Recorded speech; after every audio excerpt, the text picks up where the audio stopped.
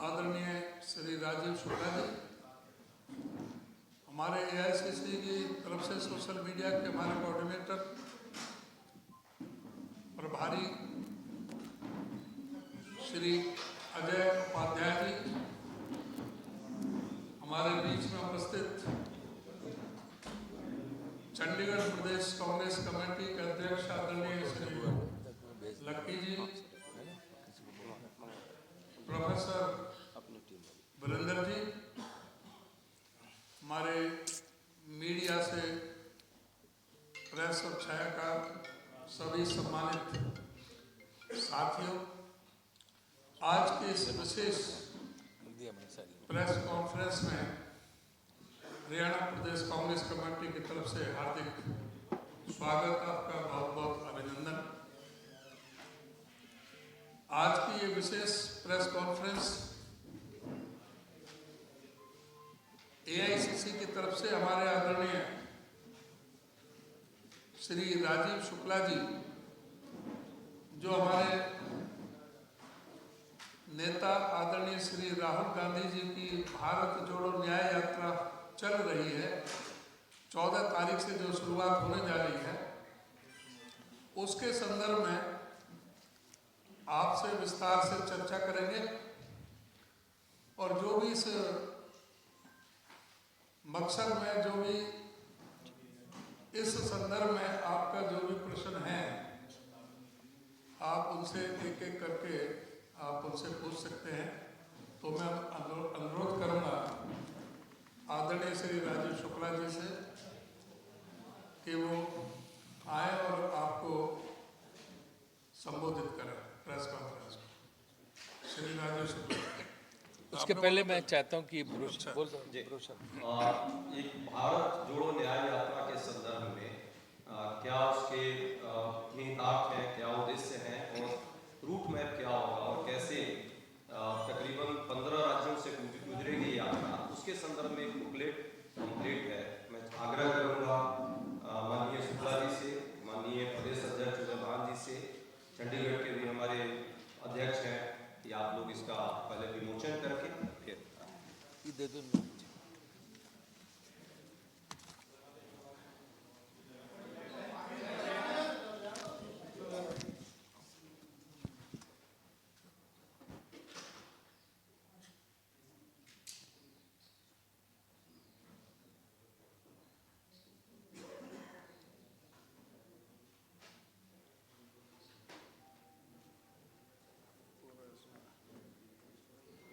Copy आप लोग को मिल जाएगी।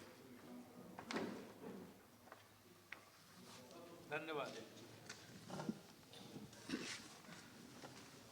प्रोफेसर साहब का बगल में बैठे प्रोफेसर वीरेंद्र।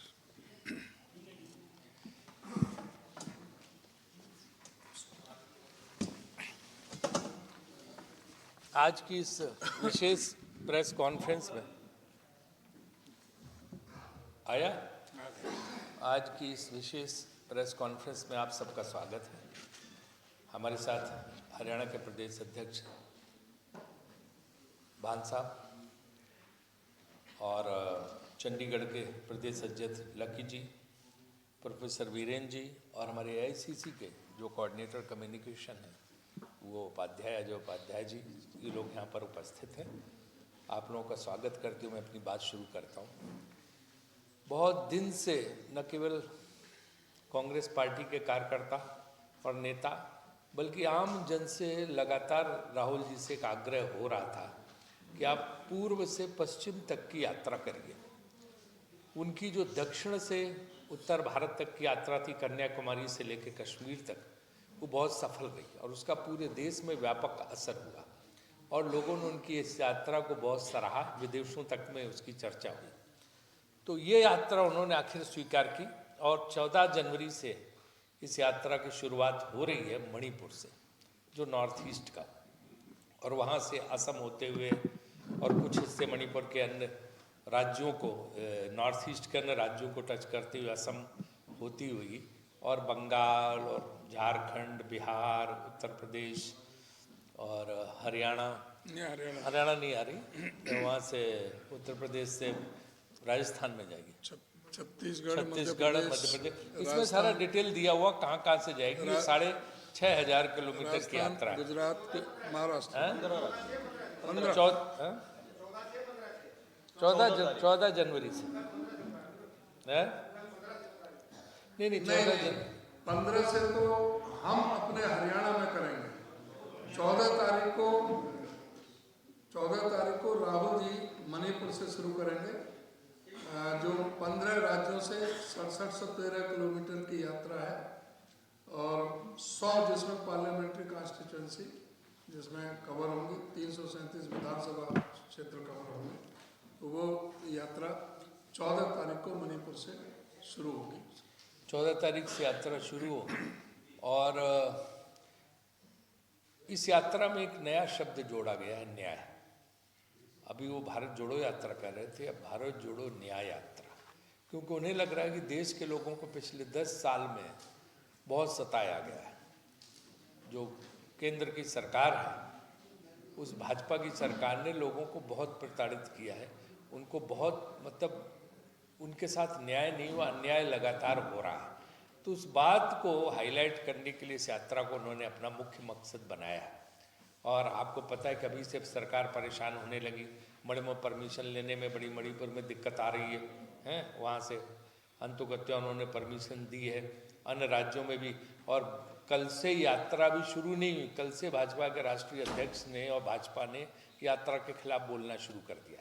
यही यात्रा की सफलता लगता है कि जब भाजपा इतनी ज़्यादा परेशान हो जाए उनकी यात्रा से कि उन्होंने इस पर हमला शुरू कर दिया है, उस पर बोलना शुरू कर दिया, उसको रोकने के प्रयास शुरू कर दिए हैं, परमिशन न देने की कोशिश कर रहे हैं, तो इससे अंदाज़ा लगता है कि भाजपा कितनी घबराई हुई है इस यात्रा से, उससे पता चलता है।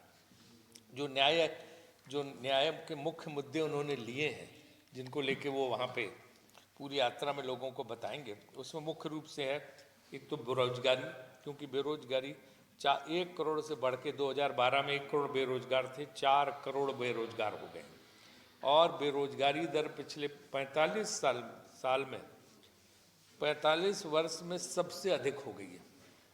तो भयानक बेरोजगारी, जो वादा किया था 2014 के चुनाव में कि 2 करोड़ रोजगार प्रति वर्ष देंगे, वो तो अब तक जो लोगों को 20 करोड़ युवाओं को रोजगार मिल जाना चाहिए, तो शायद 20 लाख युवाओं को, 20 लाख लोगों को भी नहीं मिले।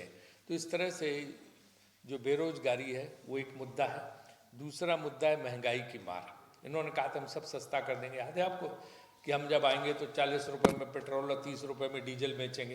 वो जरा सैकड़ा पार कर गया, 100 के ऊपर चला गया जो है पेट्रोल, और डीजल भी 90 के करीब है, तो वो वादा भी पूरा नहीं किया। इसके अलावा आटा, तेल, चावल हैं, जितनी चीज़ें हैं सब चीज़ें महंगी, महंगाई भयानक देश में चल रही।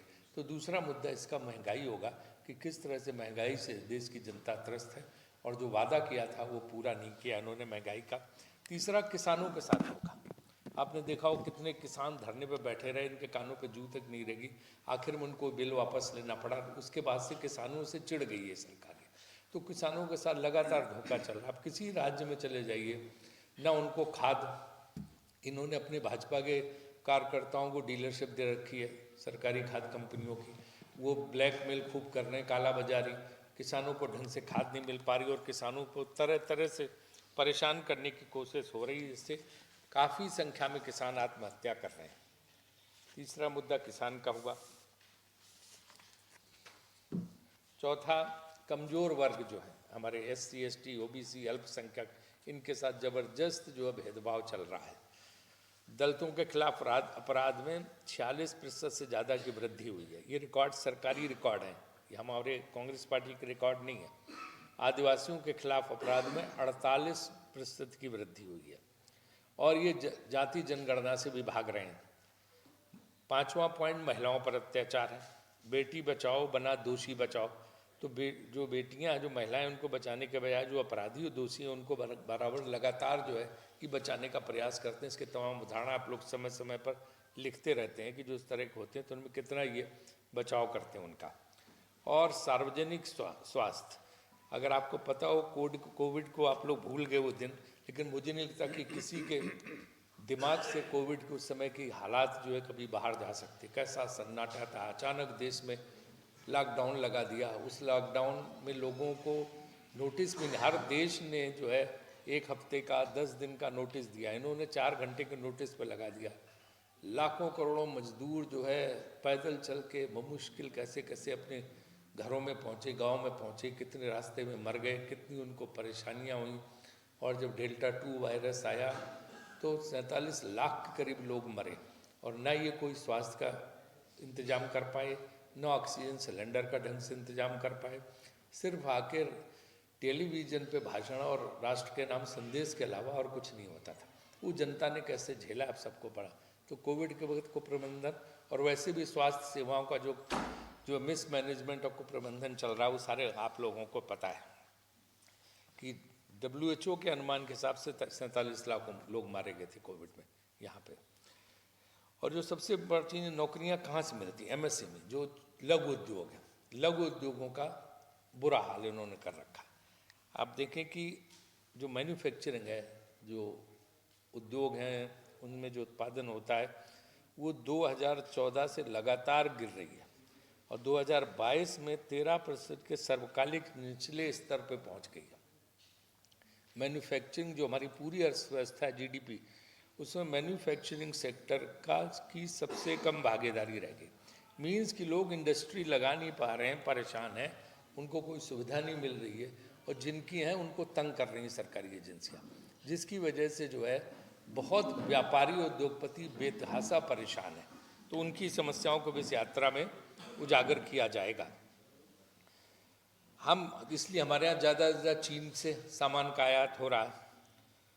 हम यहाँ पे लोग सिर्फ असेंबल करते हैं और मेक इन इंडिया का दावा करते हैं, चीन से सारी चीज़ मंगा लेते हैं। चीन को इसका लाभ मिल रहा है क्योंकि हमारी मैन्युफैक्चरिंग इंडस्ट्री बिल्कुल नीचे चली जा रही है, गिरती चली जा रही है। हमारे यहाँ उद्योग धंधे उस तरह से लग नहीं रहे, जो हैं वो बंद हो रहे हैं, तो इसका फ़ायदा चीन को मिल रहा है।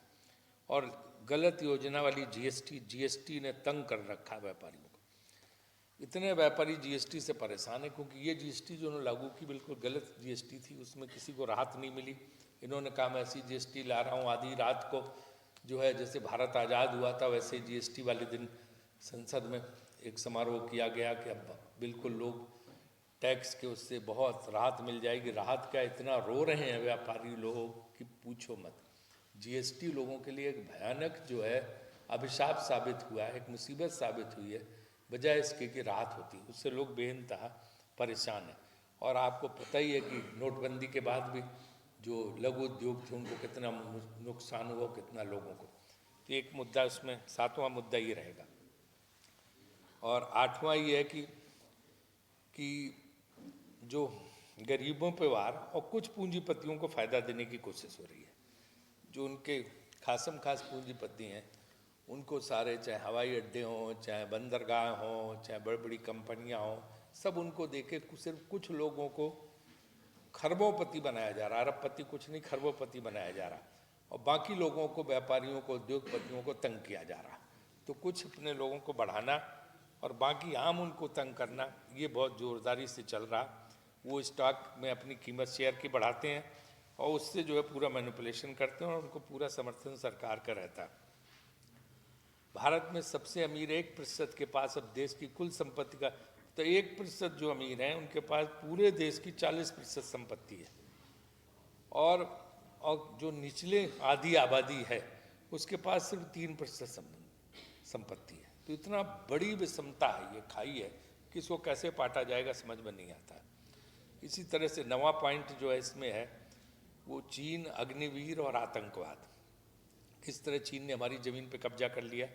वो कह रहे हैं ना कोई घुसेगा, ना घुसने देंगे, ना कोई घुसा है, लेकिन अब तो सब आ गया। खुद बयान विदेश मंत्री के आगे, विदेश सचिव के आगे, सब आ गए कि चीन ने कैसे हमारी ज़मीन पे कब्जा कर लिया और हम उसका कुछ नहीं कर पा रहे हैं। वहाँ से 2000 किलोमीटर की हमारा एरिया जो है उन्होंने अपने कब्जे में ले रखा है। तो ये हमारा नया मुद्दा है। और अग्निवीर तो एक ऐसा छल है कि खुद पूर्व सेना अध्यक्ष जो नी की सरकार में थे, MN नरवणे, उन्होंने कहा कि अग्निपथ योजना को प्रधानमंत्री द्वारा सशस्त्र बलों पर जबरन थोपा गया था, जिसने हमारी सुरक्षा को कमजोर कर दिया। अग्निवीर योजना का भारी नुकसान हो रहा भारतीय सेना को, और उन युवाओं का भविष्य भी चौपट हो रहा जो 4-4 साल के लिए उन्होंने भर्ती किए थे। तो अग्निवीर योजना का मुद्दा भी उसमें लगातार सब जगह उठाएंगे। सामान्य स्थिति का दावा कश्मीर में बहुत किया जाता कि इससे सब कुछ हो जाएगा, लेकिन क्या हुआ? आतंकवादी हमलों की संख्या लगातार बढ़ रही है और हमारे सैनिकों पुलिस वालों पर आतंकवादी हमले लगातार हो रहे हैं और बड़े बड़े ऊंचे रैंक के सैनिक अधिकारी मारे जा रहे हैं। और इसके बाद 10वां पॉइंट है, 10 साल की इनकी सरकार कि किस तरह से लोकतंत्र की हत्या हो रही है। अरुणाचल प्रदेश, गोवा, कर्नाटक, मध्य प्रदेश, महाराष्ट्र और मणिपुर में विपक्ष के नेतृत्व वाली राज्य सरकारें तब गिर गई जब भाजपा ने विधायकों को पाला बदलने के लिए जबरदस्ती पैसे का ईडी, सीबीआई और इन अन्य एजेंसियों का इस्तेमाल किया और इनके जरिए जो है वहाँ की सरकार ने जबरदस्ती गिराई। पैसा दे के पूरे सरकारी एजेंसियों का इस्तेमाल करके, दुरुपयोग करके उनको गिराया उन सरकारों को। और जो जनता ने जिनको वोट दिया था, जनता के वोट को इन्होंने नकारा और इस तरह से वहाँ पे जबरन सरकार बनाने का काम किया। इस तरह से लोकतंत्र की भी हत्या इन्होंने की। जो चुनाव आयोग है उसको आपको पता ही कि बिल्कुल उसमें उसको टूथलेस कर दिया, दंतहीन कर दिया, उसका कुछ ही नहीं। उसमें ऐसा कानून बना दिया कि जो सरकार चाहे उसको चुनाव आयुक्त बना देगा। चीफ जस्टिस ऑफ इंडिया को भी हटा दिया उससे। अगर थोड़ी बहुत ये कि निष्पक्ष व्यक्ति को लाया जा सकता था तो चीफ जस्टिस ऑफ इंडिया को ही हटा दिया। अब जिसको सरकार चाहेगी उसी को चुनाव आयुक्त बना देगी और मनमानी जो है उसके जरिए कराएंगे। आप देखो इतने केसेज होते हैं ईडी, सिर्फ सब विपक्षी दलों पे होते हैं। भाजपा के एक आदमी बता दो कि आज तक ईडी गई हुई केस हुआ? खुलेआम वीडियो कैसेट टेप घूमते रहते हैं। केंद्रीय मंत्री का मध्य प्रदेश का टेप गया था जो अब वहाँ चले गए, उनके बेटे का खुलेआम, चंडीगढ़ से भी कनेक्शन था उसमें, आपने सुना होगा टेप में। लेकिन इसके बाद भी कुछ नहीं हुआ और किसी का कुछ भी ना हो तो उस पर भी झूठ बयान दिला के ईडी के जरिए उसको परेशान करना। तो 95% विपक्षी नेताओं को इससे तंग किया जा रहा है। देश की आपराधिक और 3 जो कानून इन्होंने अभी संसद के पिछले सत्र में लाए और पूरी आईपीसी, सीआरपीसी सब बदल डाली अपने हिसाब से और उस पर चर्चा तक भी नहीं होने दी और 146 सांसदों को निलंबित कर दिया गया। भारत के इतिहास में ऐसा कभी हुआ ही नहीं कि इतनी भारी संख्या में सांसदों को निलंबित कर दिया गया। तो एक तरह से पूरे विपक्ष के सभी सांसदों को निलंबित करके और इसके बाद ये सारे कानून पास करा लिए। तो लोकतंत्र की तो मतलब एक तरह से पूछो तो लोकतंत्र की हत्या लगातार चल रही है। तो ये 10 मुद्दों को लेके राहुल जी अपनी यात्रा कर रहे हैं, जनता में जन जागरण करेंगे, लोगों से इस पे उनको समझाएंगे, बताएंगे, उनकी प्रतिक्रिया लेंगे, आम लोगों से, गरीब लोगों से, गांव के लोगों से, सबसे मिलेंगे। तो इसलिए इस यात्रा की 14 जनवरी से शुरू हो रही है और इसमें हमें आपका सहयोग चाहिए कि इसका जो है आप लोग बराबर से यात्रा को कवर करने की कृपा करें। और ये मुद्दे हैं, कोई आप प्रश्न पूछना चाहे तो पूछ सकते हैं।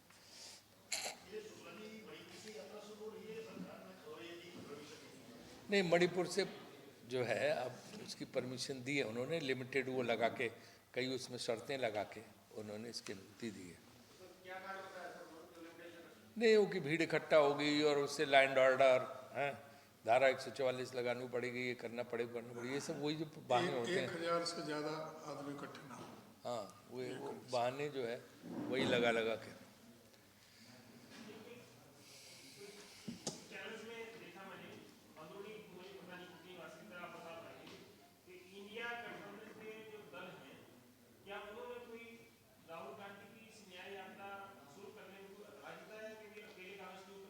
नहीं, बिल्कुल ऐसा नहीं, बिल्कुल जो है कोई एतराज़ किसी ने जताया, बल्कि उन सबको निमंत्रण जाएगा और इंडिया गठबंधन के लोग शामिल भी होंगे जैसे पिछली यात्रा में आए थे।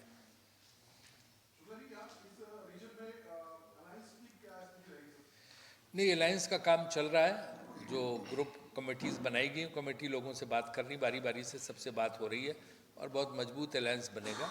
तो ये आप समझ लीजिए, वो तो वहाँ तब तय होगा जब इंडिया अलायंस का जो वो है, जो एपेक्स बॉडी है, वो तय करेगी वहाँ पे कि कहाँ क्या अलायंस क्या होगा, कैसे सीट एडजस्टमेंट होगा। अभी उनसे नेगोशिएशन शुरू हो गए, बात शुरू हो गई। कांग्रेस पार्टी ने एक ग्रुप बनाया है, वो ग्रुप उन लोगों से बात कर रहा है, जिसमें कई लोगों से बात हो चुकी है और इसका फाइनल डिसीजन जो है, जो एपेक्स बॉडी है, वो लेगी।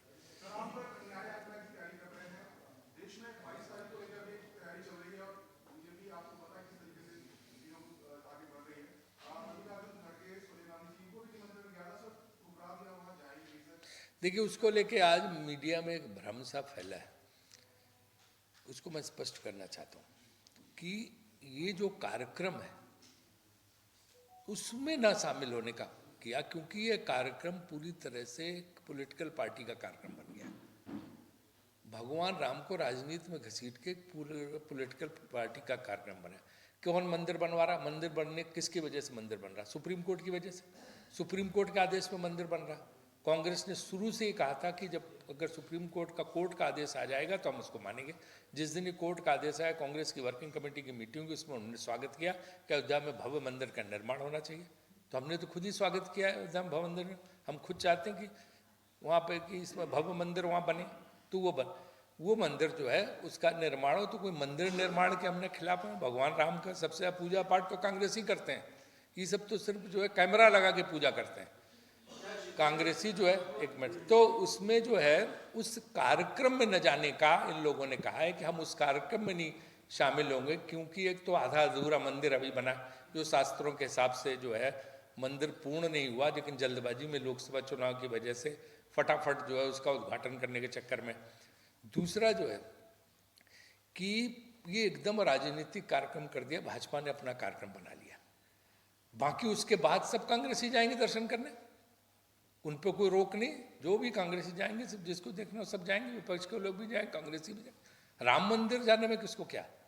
जो सुप्रीम कोर्ट का आदेश बन रहा है जनता के चंदे से बन रहा, उसमें ना भाजपा का पैसा लगा है और ना जो है उनके आदेश पे बन रहा, सरकार के आदेश पे बन रहा, सुप्रीम कोर्ट के आदेश पे बन रहा है। 1 सेकंड, सुप्रीम कोर्ट के आदेश पे बन रहा है और जो है जनता के चंदे से बन रहा। तो राम, भगवान राम के दर्शन करने तो सब जाएंगे। वो जो उस दिन का कार्यक्रम है, सिर्फ उसके लिए जो है ये मना किया कि चूंकि पूरी तरह से ये राजनीतिक कार्यक्रम बना दिया है, इसलिए हम नहीं जाए। अब जैसे शंकराचार्य हैं, शंकराचार्यों ने विरोध किया, तो क्या शंकराचार्य भगवान राम के विरोधी हो गए क्या? उनका कहना है कि शास्त्रोक्त ढंग से जैसे होना चाहिए, जो हमारे यहाँ परंपराएं हैं, उस ढंग से नहीं हो रहा। वहाँ जाके हम अपना अपमान नहीं कराएंगे कि पॉलिटिकल लोग मूर्ति का उद्घाटन कर रहे हैं, जो मंदिर बन रहा। तो ये वो मुद्दा है सर। कांग्रेस कोई बहिष्कार नहीं कर रही राम मंदिर का। कांग्रेस राम मंदिर में से कांग्रेसी दर्शन, सब कांग्रेसियों को छूट है, वो जाके भगवान राम के दर्शन करें, अयोध्या जाएं, कोई रोक नहीं। उस दिन के कार्यक्रम की सिर्फ बात है, एकदम स्पष्ट कर देना चाहता हूँ मैं।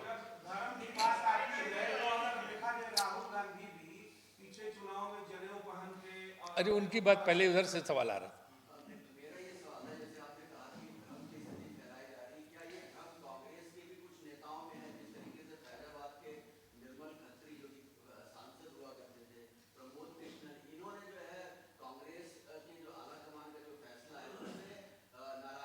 क्योंकि वो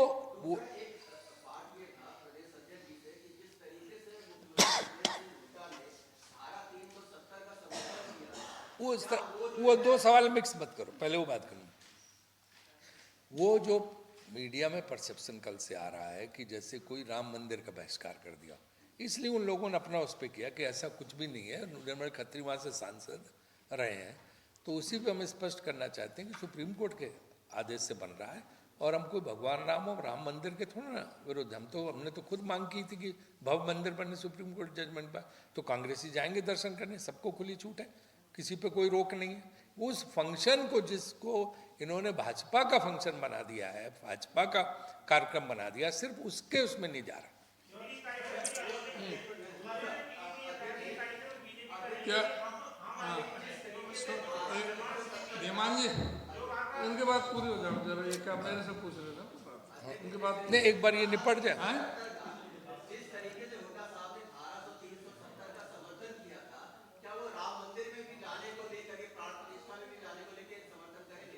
बता तो दिया ना मैंने। अभी शुक्ला जी ने काफी विस्तार के साथ बताया, भगवान राम सबके हैं, राम सबके हैं, सब में राम है। सभी सुबह उठते उठते सबसे पहले राम राम करते हैं। राम के विरोध में कोई नहीं है। अब आपको ये पूछना चाहिए कि हमारे हिंदू धर्म में, सनातन धर्म में सबसे बड़े कौन हैं? हमारे 4 पीठें, 4 शंकराचार्य हैं, उनसे बड़ा कोई शास्त्रों का ज्ञाता नहीं है, विद्वान नहीं है, और उनकी बात को हिंदू शास्त्रों के मुताबिक अंतिम बात मानी जाती है। वो चारों शंकराचार्य वहाँ पर क्यों नहीं जा पा रहे? क्यों उन शंकराचार्य जी ने ये कहा है कि आधा अधूरा मंदिर शास्त्र सम्मत नहीं है प्राण प्रतिष्ठा करना आधा अधूरा मंदिर में? ये शंकराचार्य जी ने कहा है कि आधा अधूरा मंदिर की प्राण प्रतिष्ठा शास्त्र सम्मत नहीं है। तो ये जब शंकराचार्य जी कह रहे हैं, शंकराचार्य जी से बड़ा कोई हिंदू धर्म में बड़ा वो नहीं है। ये भी कहा है कि मेरा अपमान होगा, और ये भी कहा उन्होंने कि वहां पर राजनीति हो रही है, हम वहां पर ताली बजाने नहीं जाएंगे। अपमान हमारा हो। ये अपमान है। और ये जो है, अब ये जो प्रेस कॉन्फ्रेंस है, आप मुद्दे की बात करो। जिस मुद्दे के लिए यहाँ पर प्रेस कॉन्फ्रेंस की गई है, राम मंदिर के बारे में आपने बात की, वो हमने स्थिति स्पष्ट कर दी है, उसको बात को आप रखें। और जो आज का जो संदर्भित जो मामला है, जो भारत जोड़ो न्याय यात्रा से संबंधित, जिसके लिए शुक्ला जी आपके बीच में आए हैं, उससे संबंधित जो भी प्रश्न को आप करें।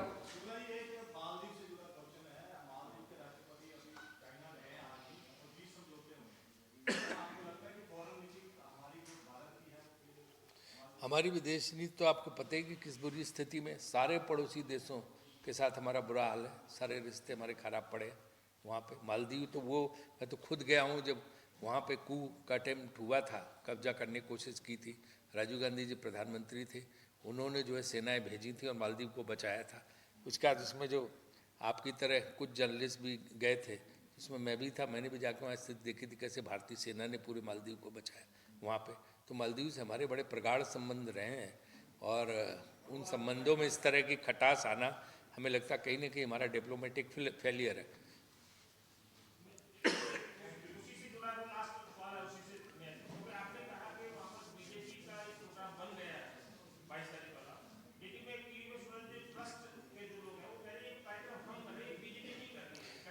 आप तो पत्रकार हो, बड़े विद्वान पत्रकार हो क्या रहा आपको पता है? हाँ, तो सब ये तो सिर्फ जो है दिखावा है, उसमें कौन है? सब वही लोग हैं, विश्वेंदु प्रसाद, ये सब वही लोग कर रहे हैं। तो आपको पता है कि क्या स्थिति है। हो गई बात है। अरे उनका वीडियो है शंकराचार्य जी का, पूरी के शंकराचार्य जी का वीडियो नहीं देखा भाई? आपने जो चलाना है आप अपने हिसाब से चलाओगे, वो चलाएं। जो हमारे जो बात की है उसमें कंट्रोवर्सी अच्छा डालने की जरूरत नहीं है। पूरी के शंकराचार्य जी का निकाल, वीडियो आ रहे होंगे सब जगह, सारे देश को पता है। और आप पत्रकार हैं, मूर्धन्य, आप बुद्धिजीवी हैं, आपको इसके बारे में हमसे भी ज्यादा पता है। हाँ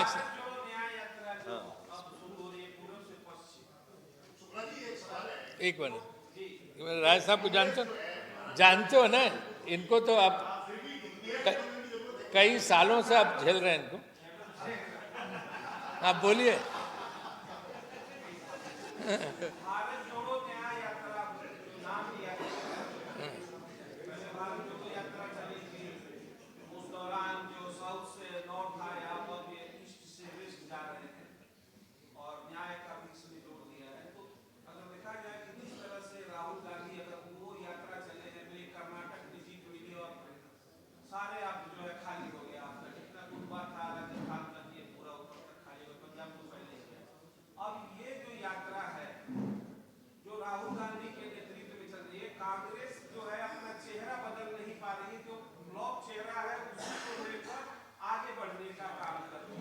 नहीं, आपकी गलत फहमी है। जब वो यात्रा हुई तो उसके बाद हम हिमाचल जीते और उसके बाद कर्नाटक जीते, अभी तेलंगाना जीते।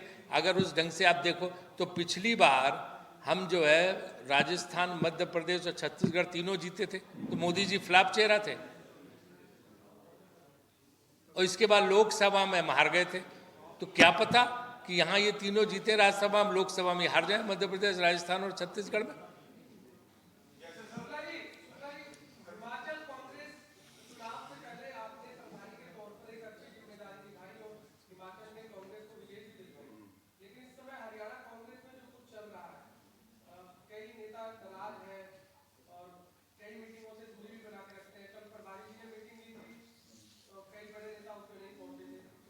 अच्छा एक बात बताइए मुझे, आप तो काफ़ी अनुभवी पत्रकार हैं, एक पार्टी ऐसी बता दीजिए जिसमें नेता नाराज न हो और थोड़ा बहुत ही आपस में मन मुटाव न चलता हो, गुट न चलता हो, बता दो कौन सी पार्टी?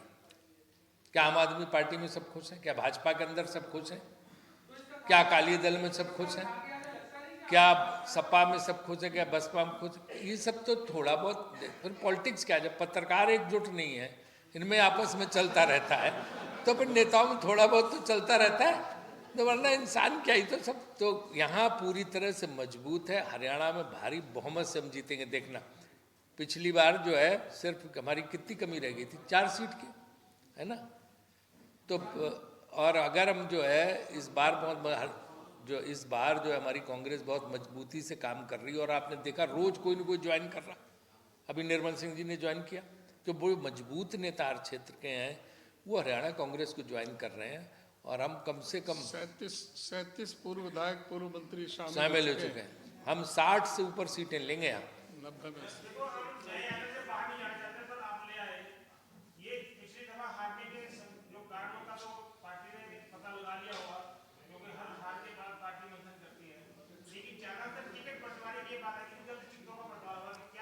नहीं, टिकट बंटवारा कोई गलत नहीं होगा, सर्वे के आधार पर टिकट मिलेंगे लोगों को। हाँ बिल्कुल, अभी न्याय यात्रा वाला तो आप देख लो यार, उसमें पता चले।